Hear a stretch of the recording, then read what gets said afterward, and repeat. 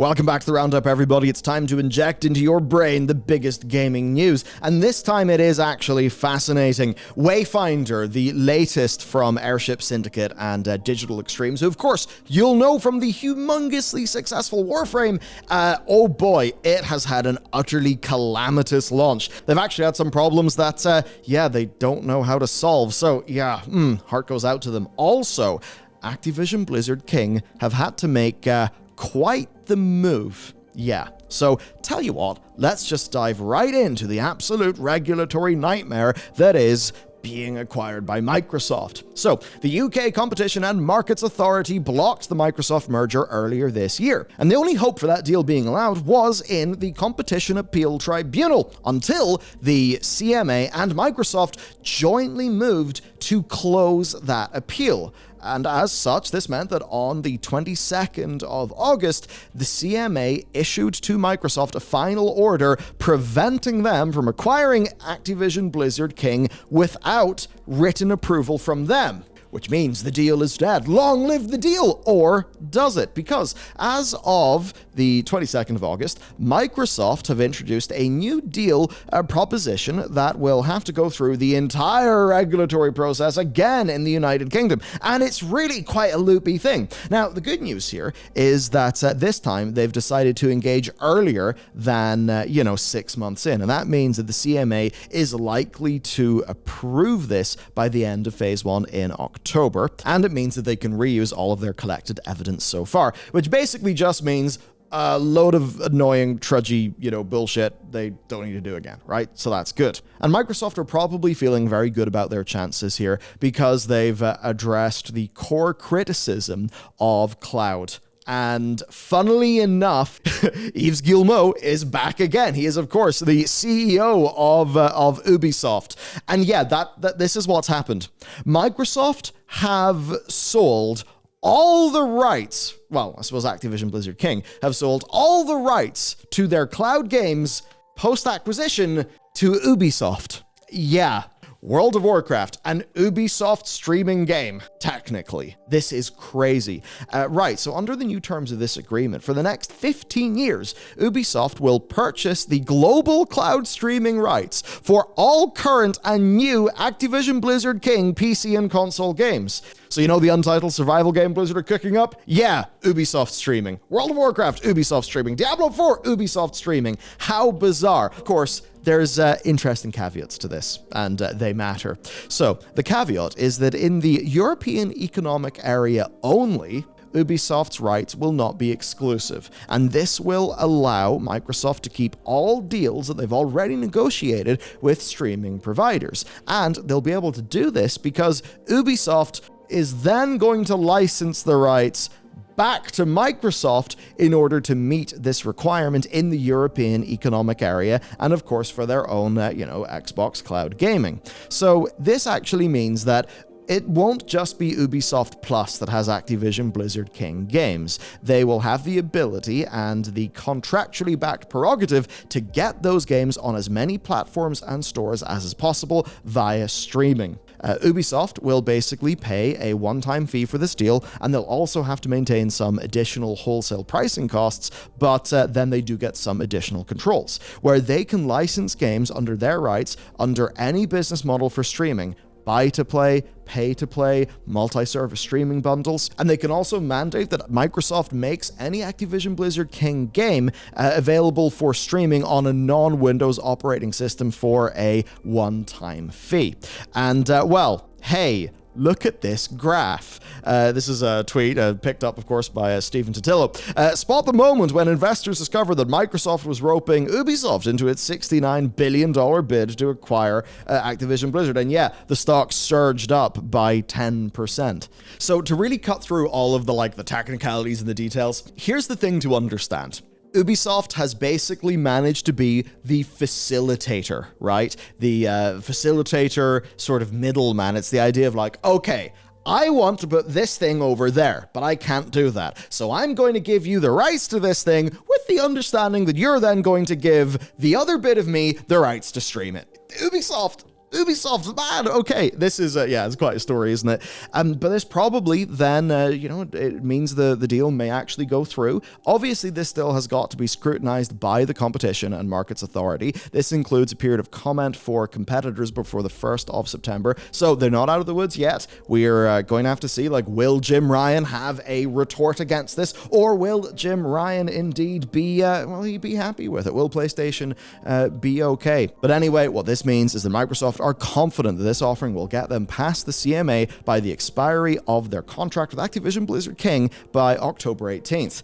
And actually for them, the stakes are rather high. So what this basically means, right, when this contract expires, either party will be able to just walk away from the deal. However, right, there will be a termination fee that will be payable to Activision Blizzard. Now here's the crazy thing. That termination fee, if the deal does not close by August 29th, is $3.5 billion. That is then $4.5 billion if September 15th passes without finalization. So yes, let's just say it's September 18th. In 1 month, the deal will expire. If it fails to go through, $4.5 billion straight to Bobby. Yes, because it's Bobby. When he loses, he wins. No one can take him down. He's just invincible. It's just the way of things. Speaking of invincible, you can go to store.bellular.games and you can pick up the art book for the game that we developed, because yes, we're also a game studio. It's an amazing way to actually support what we do. And I mean, man, like, this is a damn good art book that our team put together. It's the art and the making of. And that's store.bellular.games. Now, let's talk about Wayfinder being rather unable to find their way. And this is one that really does honestly sting and hurt, because I really did wish these guys the best. Here's the deal. Wayfinder is a new MMO from Airship Syndicate. Those are the people who brought us Ruined King, a League of Legends story, Darksiders Genesis, and Battle Chasers Night War. But I think the bit that really caught people's attention is it's being published by Digital Extremes, who make Warframe. That means big money, big expertise. And this should be a pretty great experience. I mean, this developer has a lot of variety. They've made interesting combat systems before. They've got prestige, experience, infrastructure, like everything is coming together, right? The developers got great stuff. The publishers got great stuff. And supposedly the game itself really can play pretty great. So it launched into early access via Founders Packs out of a full free-to-play launch, with players and developers basically being able to get to grips with the game in this sort of early access Founders period. In theory, this is a perfect setup. How many great early access stories have we had lately? I mean, there's like Dave the Diver. The very big one, of course, is Baldur's Gate 3. Now, in this case, early access launched August 17th. People could buy Founders Packs. Everything was finally available, but this is the launch of an MMO, and that means that, it was left with a 31% positive rating on Steam, with utter chaos in the Steam reviews. And this is a challenge, right? Because this game is going to be saddled with these negative reviews. Here's a really great example, right? For our game, The Pale Beyond, we got like a negative review because I think it was like a bug or something that somebody experienced. Now, that is totally right, you know? Get a bad bug, messes up your game, definitely leave a negative review. They said, though, we'll change my review if the bug is fixed. Within a day or two, we fixed the bug, right? And that same person then actually left a positive 8 out of 10 Metacritic user review, but also didn't change their Steam review, which we just thought was funny. Now, obviously, the game's done well. We're very happy about it. But it's just that thing, like, reviews tend to stick, even if the circumstances that led to the reviews being that way have been changed. This is basically the way that it works on Steam. So if they do fix this, it's not like they're going to flip half those reviews to being positive. No, they will have to slowly get that to be better. Because if you have 10,000 reviews and a 31% positivity rate, even if you get another 10,000 positive reviews, you're still not going to be at a fantastic percentage. So this is truly quite the calamity. Now, there are two things that dominate players' critique. Number one, that it's utterly unplayable because of servers. Queue times have been many hours around the clock. If the game loses connection, you are right back to where you started at the back of the queue. Yeah, it does not preserve queue position. I think actually, yeah, Matt said in our guild, our Warcraft guild Discord, he said that he tried to go into this. It was like 5 a.m., right? It was 5 a.m. and there was a multiple hour long queue. And that just shows how screwed the servers were. Now, of course, this situation with the queue is the very unfortunate side effect of bringing people beyond the refund time limit for Steam, which is 2 hours that will pass while you're in a queue. Now, that obviously, I'm not going to attribute that to malice, and this is absolutely a situation where refunds, I think, would actually be granted by Steam. So I don't think players have got anything to worry about. It's just an unfortunate wrinkle of how a bunch of systems ended up coming together. Now, unfortunately, this problem is still ongoing. Airship Syndicate are working on fixes for these bugs, and some improvements have been seen, but the queues are still in the 20,000 plus beyond figure, depending on your region. And you just have a situation where, even as of for a little snapshot, the 20th of August, they thought that they were making some progress. But even then, what do we see? The negative reviews rolling in. Factor number two then, oh goody, it's the cash shop. Yes, this is eventually going to be a free-to-play game when it leaves early access, so the expectation of monetization is there, and I think we all say that that is a fair thing, right? You're giving your game, it's going there for free. There's evidently going to be some way they're going to make some money from it. But as such, though, it's a bit rough that there's going to be a cash shop, for cosmetics and all of that. We got the Founders Edition, and the stores are falling over. So it's just that idea of you pay for early access, you have massive difficulties actually getting early access, and then you see a shop when you come in. And it's man, this is not a quality of service that I, as right now a paying customer, expect. You do not deserve your store. That's how it's going to feel. But it gets worse. What if that shop has an egregious pricing model that means you are always just out of reach of the next thing? Well, that makes things a lot better. Here's a Steam review. Paid for the game and it's not even working. Also a nice cash shop with items priced at $1,150, but packs that only give you $1,100 or $2,000. 10 out of 10 would not recommend.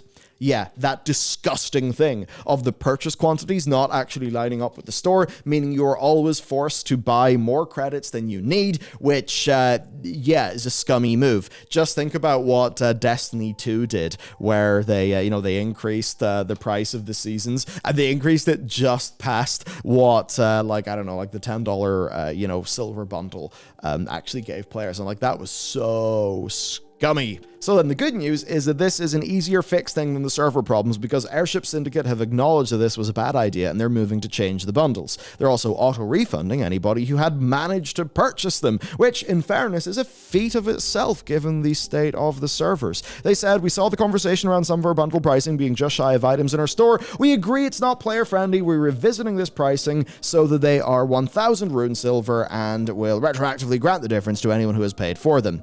So there you go. Messy. But to be honest with you, I don't know how much I buy that. Everyone knows this. When you think about a store that has currency bundles, this is the number one thing that will piss people off. It's the number one greedy move that you can make to increase your average transaction value. There is no way that they did not know about this. This absolutely, right. If it's not intentional, it is absurdly stupid. But the thing is, imagine there are no server issues. And imagine this game is sitting in an 85 Steam rating. People are really liking it. And then, they're just oh yeah, but that's store pricing. Well, I think that was their plan. But the servers got in the way of that plan, and right now they know they need to do anything that they can to actually get that goodwill back. Now, I know that I'm being somewhat conspiratorial here in that, I am speculating on intent. I am speculating on decision-making processes that I have no way of knowing about. But at least my common sense read of the situation, it tells that to me. I can't tell you whether that's true. I do think, though, that this is oops, I accidentally did the really obvious greedy thing. How could I have caught this problem before the game launched? it just doesn't pass muster for me. So there you go, an MMO launch, which means it's a big old mess. But hey, those founder packs are sitting at rank 53, 51, and 57 respectively in the global top sellers of Steam, and I imagine they will probably surge up that whenever these server issues are resolved, because from a lot of what I hear, the actual video game itself has been done pretty damn well. But of course, we're going to need working servers to get proper clarity on that situation. Okay, I'm going to round today's video off with a few more stories. Mario has lost his voice, but this time it has not been claimed by Chris Pratt. Charles Martinet, I think, has stepped away from his role as the voice of Mario, Luigi Mario, the Babies Mario, Wario, and Waluigi. He voiced those characters from 1991 up until 2023. He'll now be taking the role of Mario Ambassador.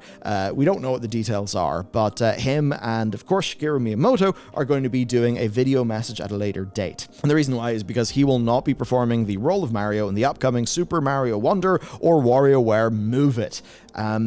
We don't exactly know why, and barring any further appearances, it does mean that his last performance of like a shipped title will be 2022's Mario plus Rabbids Spark of Hope, but of course his last Mario-related performance before the transition will be as the father of Mario in 2023's Super Mario Bros. Movie.